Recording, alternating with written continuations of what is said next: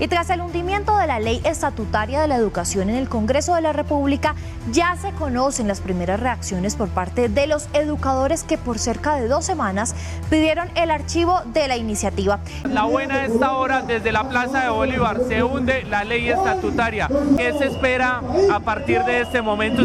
El Comité Ejecutivo estamos convocados en este momento para analizar cómo va la situación y poder tener de manera oficial una información y posteriormente convocar la Junta Nacional, que fue la que convocó este paro nacional permanente y será la que tendrá que tomar la decisión de levantarlo en caso de que haya una respuesta positiva a nuestra exigencia, que es la del hundimiento de la reforma estatutaria.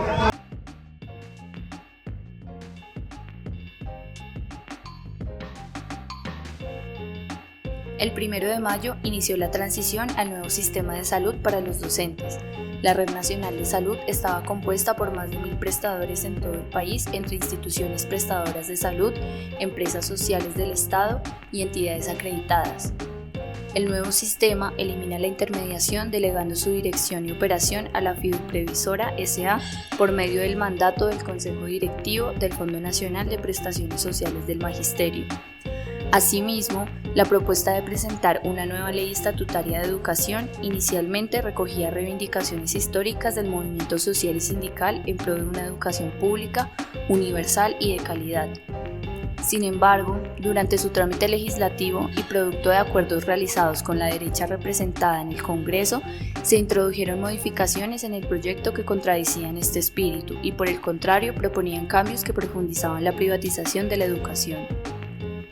Con este panorama, el 14 de junio iniciaron los ejercicios de movilización por parte del Magisterio Nacional de Educación, teniendo como cúspide el 19 de junio, día de la Gran Toma de Bogotá.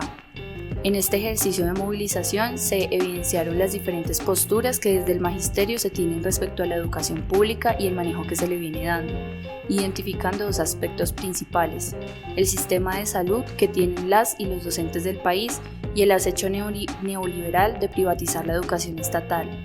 En el programa traemos una voz del Magisterio para plantearnos una perspectiva del estado en que se encuentra la educación en Bogotá y en Colombia, el papel de la Federación Colombiana de Educadores y de la Asociación Distrital de Educadores, así como sus visiones sobre el gobierno del cambio con sus aciertos, desaciertos y las proyecciones del movimiento social y sindical respecto a la movilización y organización para afrontar las continuidades del diálogo hacia las transformaciones sociales del país.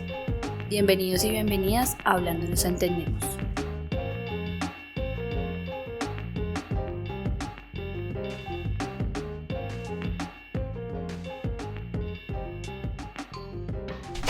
Para todos los que nos están viendo, para este programa tenemos como invitado, ¿cierto?, a William Javier Díaz, licenciado en Ciencias Sociales de la Universidad Pedagógica, coordinador de la cátedra Pax Borda, ¿cierto? Y en este momento hace parte del colectivo Tejer y hace parte de la ABE. William Javier, ¿cómo está? Bien, Delio, muchísimas gracias por la invitación y gracias a ustedes que ven este programa chévere. Bueno, quisiéramos comenzar con una pregunta. ¿Cuál es el estado de la educación en el sur de Bogotá? El estado de la educación en el sur de Bogotá. Hoy en Bogotá tenemos un gobierno de Carlos Fernando Galán y su secretaria de Educación, que es Isabel Segovia. Tenemos que entender que desde hace varios años Bogotá no tenía la desgracia de tener una proyección tan neoliberal de la educación en Bogotá y un gobierno tan neoliberal. Isabel Segovia es heredera de todo el modelo de Cecilia María Vélez, quien realmente observa la educación como un gran negocio, pero no como debe ser una de las grandes inversiones sociales del país, y en este caso de la ciudad. ¿Es que es de la misma familia? Isabel Segovia con Cecilia María Vélez, sí, de la misma familia de Uribe Vélez. Ah, de la familia de Uribe Vélez. Sí, son parientes cercanos. Sí, sí. ¿De qué manera puede usted analizar la educación en este momento en el sur de Bogotá? ¿Cómo es que está esa vaina? Exacto. Entonces, en esa perspectiva, La inversión social que requiere en educación el sur de la ciudad y los sectores, digamos, que se ven más afectados por la falta de inversión, la falta de infraestructura, que son no solamente el sur, sino son otras zonas de la ciudad que requieren una inversión gigantesca, no se está generando ni se va a generar. El gobierno de Carlos Fernando Galán ha planteado un gobierno de la austeridad.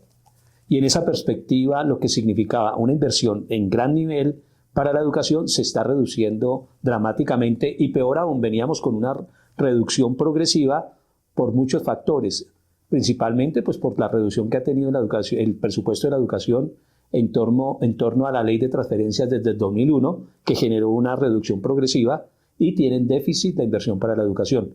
En el sur de la ciudad es donde más se siente, porque es donde hay mayor concentración de población estudiantil, donde los colegios requieren de mayor inversión en términos de infraestructura, donde el PAE es más importante que en cualquier otro lugar, porque pues, hay familias y hay estudiantes que su nivel nutricional y alimenticio lo reciben principalmente en los colegios. Es decir, estamos en un escenario de grave riesgo para las comunidades porque la inversión que se hace en la educación se está reduciendo y se va a reducir dramáticamente por la austeridad que este gobierno plantea para la inversión social y en términos generales. Bueno, ¿en qué estado está el sindicato magisterial frente al gobierno del cambio? Cuando hablamos del sindicato magisterial tenemos que hablar, en este caso, principalmente de FECODE. Y la ADE en Bogotá, que es la Asociación Distrital de Trabajadores y Trabajadoras de la Educación, es el sindicato filial de FECODE en Bogotá. Existen otras organizaciones sindicales, pero nosotros apostamos y nos comprometemos con la ADE como filial de FECODE y la situación que tiene con relación a toda la política pública que se está presentando, yo creo que es una situación lamentable. Lo acabamos de ver con la negociación del pliego de peticiones de Bogotá con respecto al gobierno de Carlos Fernando Galán. Como nunca antes,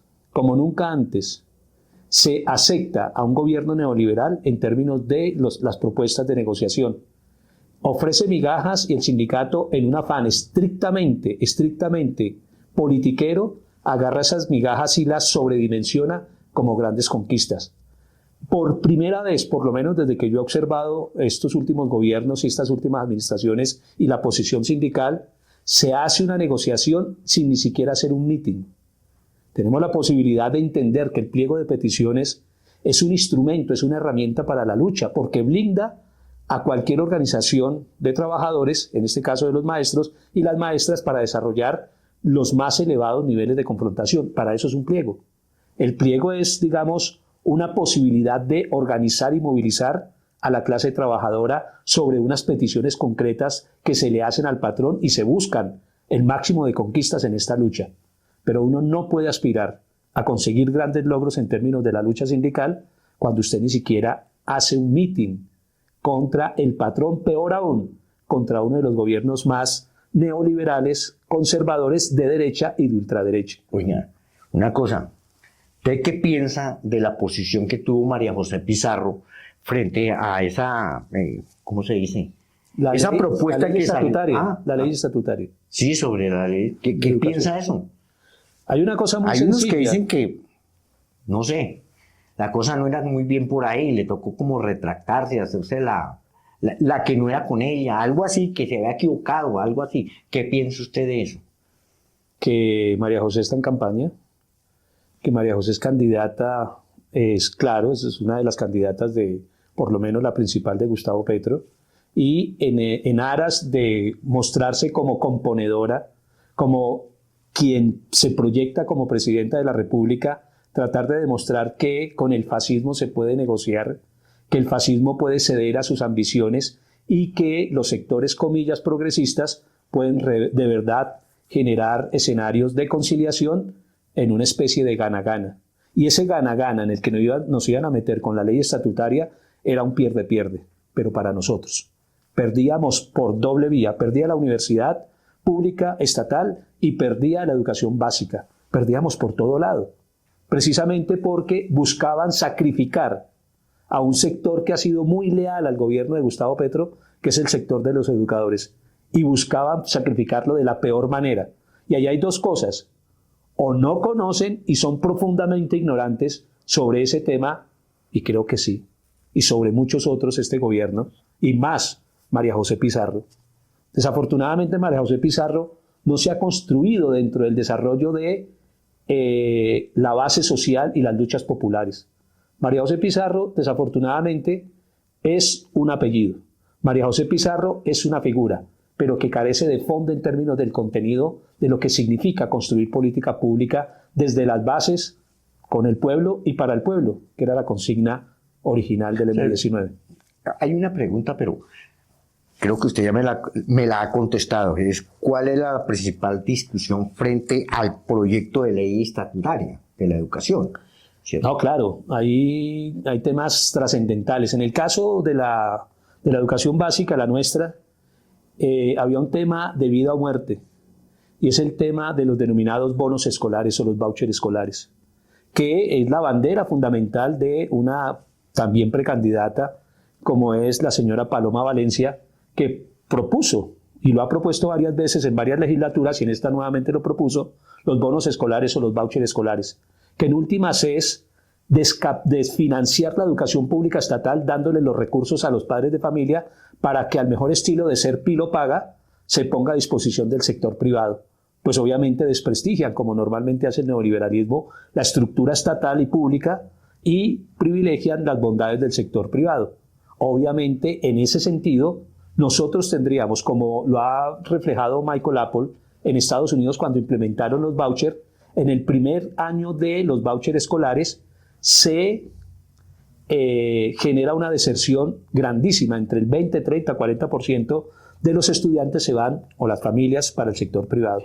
Venga, dentro de ser Pilo Paga, digamos que un sobrino mío, hace unos años, se presentó a la Nacional, ¿cierto?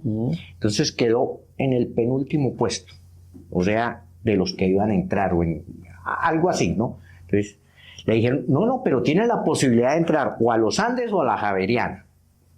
Y el muchacho dijo, ni a una ni a la otra, me espero y me presento de nuevo a la Nacional. ¿Cuáles son las desventajas que hay en entrar a una universidad esa tan bonita y tan prestigiosa? Una de las desventajas que se da en el marco de ser Pilo Paga es, se lo voy a decir en términos coloquiales, como también lo han dicho algunos estudiantes de ser Pilo Paga, eso es estar como mosco en leche. Porque no es solamente que le abran el espacio para estar ustedes en las aulas, los estudiantes de ser Pilo Paga, sino las condiciones para poder socializar. Porque uno de los elementos fundamentales de la universidad es la socialización. Yo soy de los que creo que la universidad le da dos cosas a uno fundamentalmente: bibliografía a través de buenos maestros y referentes bibliográficas, y la socialización. La universidad es socialización. Y sobre la socialización, que es un eje fundamental de la educación, el estudiante que no pertenece a esos sectores y esas clases sociales termina en un laberinto y en una situación que ha generado depresiones, ha generado frustraciones, dolores, porque son otros ritmos de vida. La Nacional por eso es nacional. La Nacional es múltiple, es diversa, donde van estratos altos y van estratos bajos, porque esa es la virtud de la universidad pública estatal. La universidad privada es elitista, y desde la perspectiva elitista segrega de manera violenta a quien llega allá a través de solamente el cupo, sin los recursos necesarios para socializar. Oiga, pasemos para la parte de la salud. A ver, en esta reforma a la salud, ¿cómo quedan los maestros? Cuénteme. El tema de la reforma a la salud, en términos generales, no afecta al magisterio de manera fuerte, porque nosotros somos régimen especial. Hay 3 regímenes especiales en Colombia desde la década de los 90, principalmente, son las Fuerzas Armadas, el Congreso de la República y los maestros. Nosotros, los maestros, tenemos que reconocer que nos equivocamos históricamente con la lucha de la salud del pueblo colombiano cuando se aceptó el régimen especial. Porque es que nos dio un lugar privilegiado, alejándonos de las luchas en la década de los 90 por el derecho a la salud digna de toda la población colombiana. Y nos dejaron en un puesto privilegiado. O sea que en esta reforma, ¿qué pasó? No nos afecta inicialmente. Inicialmente no nos afecta porque, en términos generales, primero la reforma pues tiene sus lógicas y está desarrollándose frustradamente hasta ahora se vuelve a presentar otro proyecto de reforma de ley a la salud, y en el caso nuestro lo que se presenta y lo que nos afecta no es la reforma a la salud, lo que nos afecta es nuestra pretensión de implementar un nuevo modelo que busque desprivatizar radicalmente nuestro modelo de salud, que está radicalmente privatizado. Nuestro modelo de salud es privatizado, peor aún, controlado por unas cuantas familias a nivel distrital y a nivel nacional que se enriquecen con el paseo de la muerte que sufrimos los maestros. Lo que teníamos anteriormente era pésimo, pero ¿sabe cuál es la desgracia? Que Gustavo Petro, no sé si por una equivocación de él o ser mal orientado e informado, yo creo más lo segundo, y nuestro ejecutivo de FECODE, en el afán de implementar el nuevo modelo, no tuvieron en cuenta toda una transición, toda una planificación, y lo que es peor, no entendieron que iba a ser saboteado el nuevo modelo por quienes controlan y monopolizan la salud en el país. Y hoy tenemos una situación peor que la anterior con la implementación del nuevo modelo, y en grave riesgo, como lo dijo la Procuraduría en una denuncia que hizo y una apertura de investigaciones a todo el Consejo Directivo del FOMAT, que es el Fondo de Prestaciones del Magisterio, y a la Fiduprevisora, que es la entidad del Estado que administra los recursos y el presupuesto del FOMAT en relación a la salud. Oye, perdóneme, la investigación que se abre es porque se pone en grave riesgo 18.5 billones. Y lo que nosotros hemos denunciado, que el anterior contrato era de más o menos 10 billones. El contrato que se iba a firmar, que no se firmó porque Petro lo frenó el año pasado, era de 13.5 billones. Y este contrato, que se firma de manera muy enredada, de verdad de manera absolutamente improvisada, es de 18.5, casi el doble del contrato anterior. ¿Por qué? Pero lo que dice la Procuraduría, yo estoy de acuerdo, se ha demostrado que la Fiduprevisora y el FOMAT, de manera improvisada, ponen en grave riesgo 18.5 billones del magisterio. Y lo estamos viendo, están haciendo fiestas con esos recursos, no tienen los contratos que necesita el magisterio para ser atendido. Ya llevamos varios muertos de maestros y maestras por la negligencia y la no puesta en marcha de manera clara y precisa del nuevo modelo. Estamos en un limbo en la salud y no corresponde a la reforma a la salud grande de Petro, sino corresponde a la improvisación de, sí, el ejecutivo de FECODE, sí, también de la Fiduprevisora, sí, también del FOMAT y desafortunadamente también del gobierno de Gustavo Petro en cabeza de su ministro de Salud. Pero venga, ¿usted qué le augura al gobierno de Petro en este momento? Al futuro.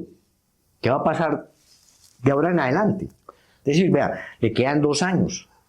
Depende qué se augurar. Le quito unos días, ¿cierto? Sí. Pero le quedan 2 años. Entonces, a ver, ¿usted qué piensa que puede estar sucediendo? Hay cosas sencillas. Yo creo que vaticinar en términos de ser el gurú, eso no es pertinente. Lo que hay que mirar desde la perspectiva materialista y dialéctica, porque soy de esa escuela, es mirar las evidencias concretas en términos de lo que ha venido ocurriendo en estos 2 años, cómo se llegó al gobierno, cómo se está gobernando y cómo se quiere proyectar, tal vez, como dicen algunos, la continuidad del gobierno del cambio. Hoy, como están las cosas, no hay continuidad del gobierno del cambio. Por varias razones. Primero, porque el gobierno Petro pretende lograr cosas distintas haciendo lo mismo. Es decir, uno no puede lograr cosas distintas aliados estratégicamente para ellos con todas las castas gobernantes en este país. Hay una alianza, lo digo y se lo digo de manera directa en términos de lo que nos corresponde. La Fiduprevisora, la que nos tiene quebrada la salud, administrando nuestros recursos, coloca a Gustavo Petro a una serie de personajes que vienen, lo coloca el gobierno de Gustavo Petro a una serie de personajes que pertenecen a la derecha y la ultraderecha, al partido de la U, articulan con la señora Didian Francisca Toro y con otros caciques y otros clanes a nivel nacional, Córdoba, La Guajira, el Quindío, Cauca, con las mafias que han dirigido este país, con los narcoparamilitares que han dirigido este país. Los ponen a dirigir la principal fiducia que tiene el Estado, que es la Fiduprevisora, que controla los contratos prácticamente de todas las entidades del Estado. Es decir, el manejo es multimillonario. ¿Qué quiero decir con esto? Que nosotros tenemos un ejemplo garrafal de cómo el gobierno de Gustavo Petro le entrega una de las estructuras de mayor poder financiero y político del país a las castas y a las mafias tradicionales. Así no se gobierna. Aquí no puede gobernarse con los mismos, con las mismas, y peor aún, cuando se colocan sectores progresistas, desafortunadamente es el mundo de la improvisación. Y lo digo claramente. 2 ejemplos sencillos. 2 ministerios. El Ministerio de Educación, que lo padecemos.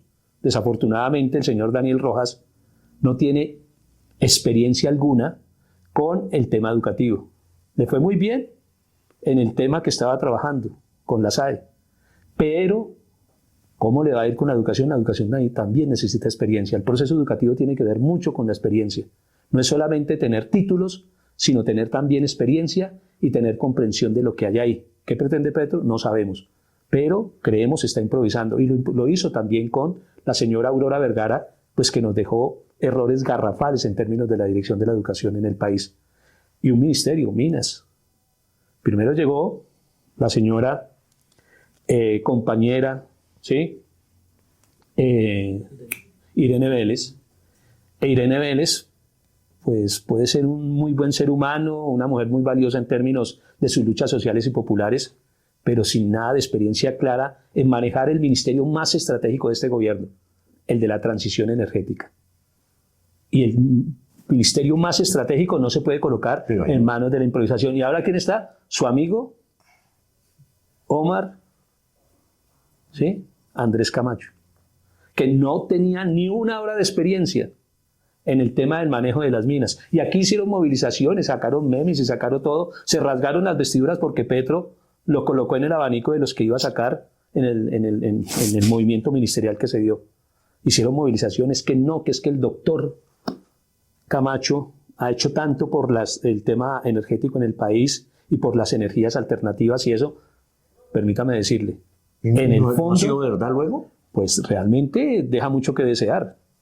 Realmente hay que mirar cómo está el tema de lo que es todo el escenario de el proceso de la transición energética claramente, que eso no tiene una propuesta definida, concreta en términos de todos los procesos que hay que definir, lo que ha significado y lo que tiene que significar desmontar todas las mafias que controlan y manejan el tema de la energía en el país. Eso no se está desmontando, se está conciliando con ellos y se está generando todo un proceso de extorsión y de chantaje como en todos los otros ministerios y se cede. Se cede porque también el señor Camacho cree lo mismo que la señora María José, por eso son la pareja estrella. Ellos quieren plantear que con el enemigo de clase se puede conciliar y la conciliación con el fascismo y el enemigo de clase no es más que la claudicación. Oiga, se me ocurre una última pregunta, que ya no le molesto más la vida. No, pero ¿Usted qué piensa del señor Juan Fernando Cristo?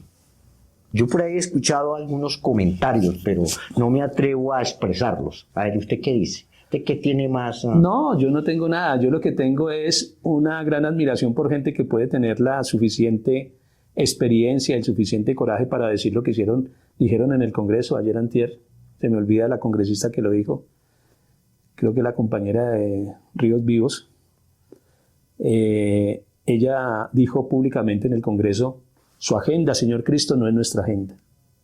La agenda del movimiento social y popular es muy distinta a la agenda que usted tiene en el Congreso, que es la agenda particular. ¿Y qué significa eso? Cuando una senadora de la República, del pacto histórico que articula claramente con el gobierno de Petro, le dice eso al ministro encargado de gestionar las grandes reformas en el Congreso y que se atreve a decir que la agenda de Cristo es la agenda de él y no la de los sectores populares y se atreve a decir que no es la del gobierno, entonces ahí hay un cortocircuito. Bueno, ahí hay un cortocircuito. ¿Y usted qué piensa de las nuevas directivas?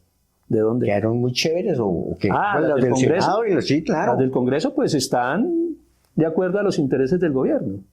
Entonces los intereses del gobierno es tener, en el caso de la Cámara, pues ya tiene un representante del Partido Verde, del señor Amaya, que tanto quieren, que juega en todo lado y se fortalece en todo lado. Ariel Ávila también quedó por ahí. ¿Quién? Ariel Ávila. También, es decir, los verdes que juegan a la doble o a la triple quedan muy bien ubicados y Petro cree que tiene el control. Pero además, los conservadores, ¿sí?, controlan la presidencia del Senado y en esa perspectiva Con Efraín Cepeda. Con Efraín Cepeda. Yo creo que le va a quedar un poco difícil a Petro avanzar en lo que él dice que quiere avanzar de las reformas para el cambio y para el pueblo colombiano. Y advierte Gustavo Petro que no avanza absolutamente nada si no es en el plano del consenso. Y volvemos a lo de María José. Y volvemos a lo de su amigo Marc Camacho. Que en el plano de querer ceder a la extorsión de la burguesía, en el plano del marco del proyecto de Petro de hacer todo lo mismo buscando resultados distintos, pues no se va a avanzar. En síntesis, vamos a estar en este periodo legislativo en una constante extorsión de la burguesía, de las élites narcoparamilitares y demás, para que ellos sigan ganando y nosotros sigamos perdiendo.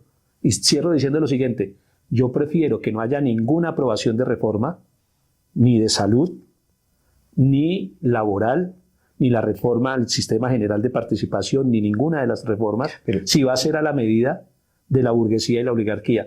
Porque le invito a leer el artículo de Salomón Kalmanovich, el último, donde habla claramente sobre el tema de el peor error y la peor apuesta del gobierno de Gustavo Petro en términos de pensiones. ¿Cuánto es? 3 billones, 2.8 billones de pago y de ganancia mensual. Yo antes creía que era sobre todo el manejo del proyecto de pensiones. Es anual, 3 billones, 2.8 billones libres, constantes y sonantes para las AFP, para las aseguradoras privadas. Ese dinero, el señor Gustavo Petro debió invertirlo realmente para crear un sistema pensional para la tercera edad, como lo dijo y no lo hizo. Es absolutamente falso que el denominado bono pensional sea una salida digna para la pensión de los mayores de 80 años. Pero venga, ¿cómo así? Si eso le hicieron un homenaje en la Plaza de Bolívar. Yo estuve allá. A las 10 de la mañana. Yo estuve allá. Yo no fui porque no tenía para el pasar, sino allá había estado de lambón. Pero venga. Perdió 230.000 pesos que le pudieran haber dado. Ay, fue madre. Pero es que 230.000 pesos para mayores de 80 años, ¿cuánto los disfrutarán? ¿Por ahí 1 año o 2 años? Si acaso. Ah, bueno. ¿Cuál es el promedio de vida en Colombia? Hay que sí, 70 años. Sí, por eso, entonces, se va muy por debajo del promedio. Pero ponga atención, 10 de la mañana a pleno sol. Sí. 11 de la mañana a pleno sol.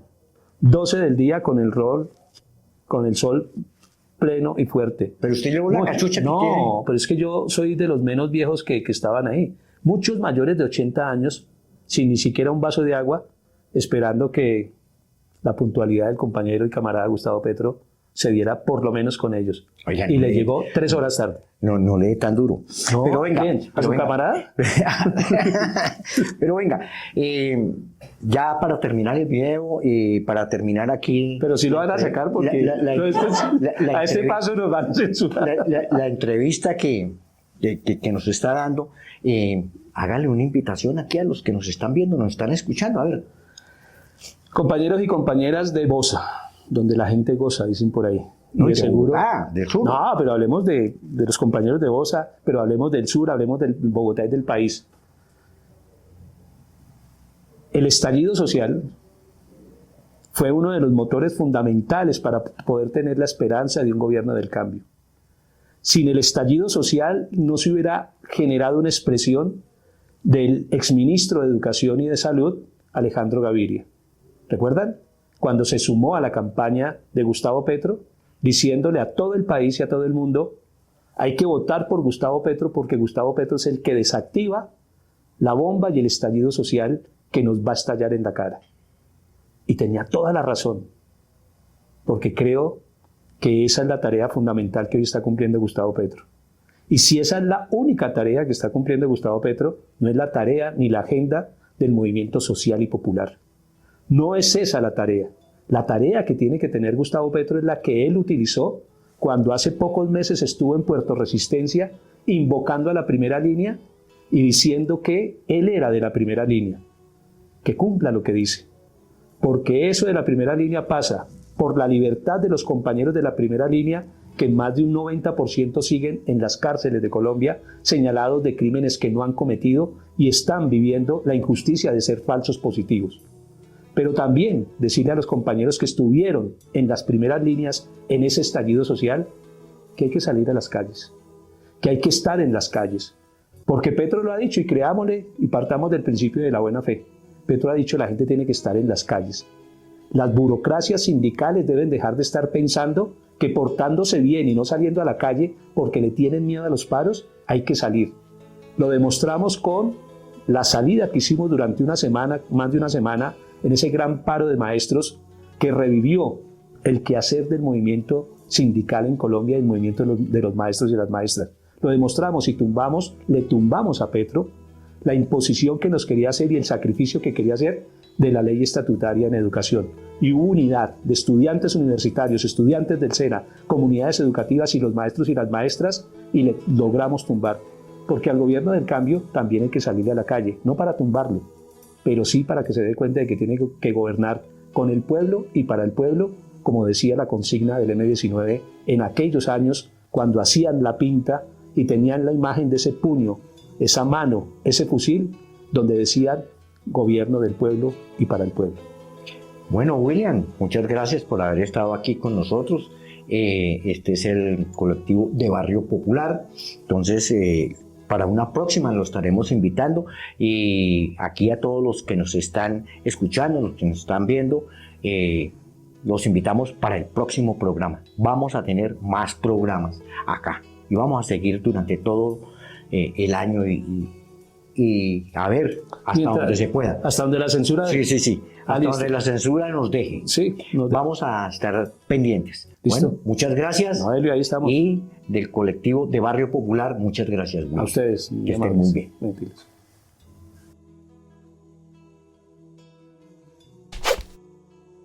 La relación entre el gobierno de Gustavo Petro y el magisterio refleja una dinámica compleja y llena de desafíos. Aunque existe una cercanía notable entre el gobierno y los sindicatos docentes, esta relación no está exenta de críticas y conflictos. Las movilizaciones recientes por los problemas del nuevo sistema de salud para los docentes y por la ley estatutaria de educación son evidencia clara de las tensiones existentes.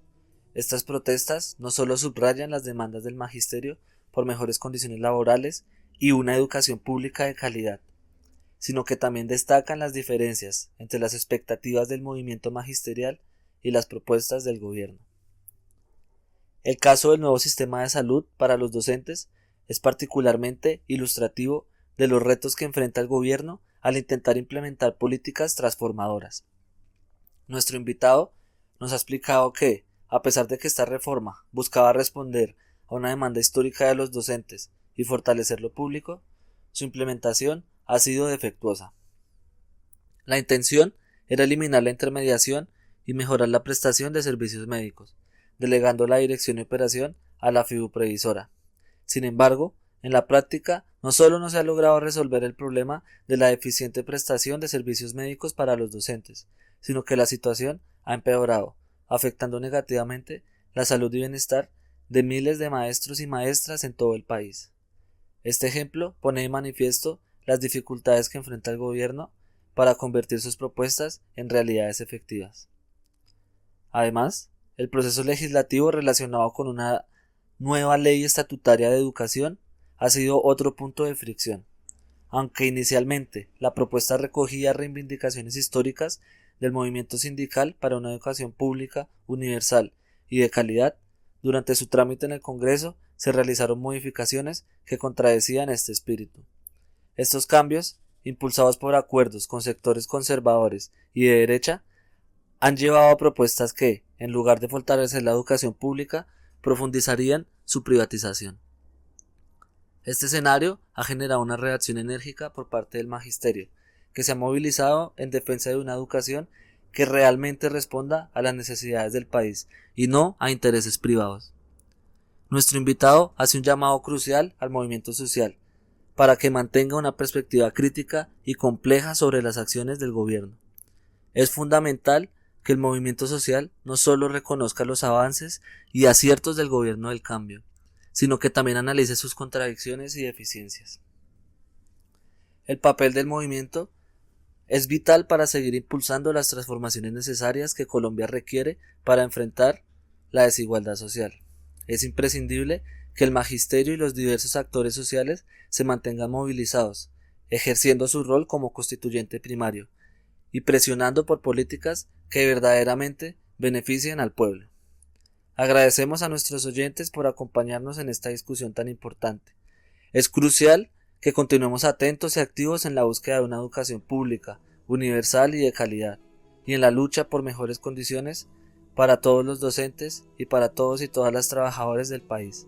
Solo a través de la movilización podemos lograr las transformaciones sociales que nuestro país necesita. Hasta la próxima en Hablando nos entendemos. Pilas ahí, es momento de escuchar las voces de nuestros oyentes. Como magisterio, pero más allá como parte de los sectores críticos del movimiento social y popular, que buscamos una transformación y la construcción de otros mundos posibles, consideramos necesario estar alertas a todas las reformas y los proyectos de reforma que se están presentando. Siempre debemos estarlo, pero también en este gobierno del cambio. Porque, por ejemplo, con lo que sucedió con la Ley Estatutaria de Educación, donde se quiso tomar un atajo en vez de hacer un gran proceso de reforma estructural necesaria a la Ley 115, se quiso presentar un proyecto de ley de reforma estatutaria y conciliar con la derecha como si esto fuera posible, y terminaron colocando en gran riesgo las conquistas alcanzadas en las calles durante más de 60 años de lucha. Por eso debemos estar alertas, porque a veces con una aparente buena intención se presentan proyectos, se quiere conciliar con la derecha y se termina imponiendo bajo un discurso rimbombante de buenas intenciones, se terminan imponiendo las modificaciones neoliberales que hemos frenado desde hace varias décadas. Eso puede estar pasando con la reforma a la salud, con la reforma pensional, con la reforma laboral, donde, por ejemplo, en términos de lo que es la reforma pensional, hay que entrar a analizar crítica y profundamente, porque, repito, pueden estar colocando elementos que hemos rechazado durante décadas desde el movimiento social y popular bajo un discurso del cambio. Entonces hay que estar alertas.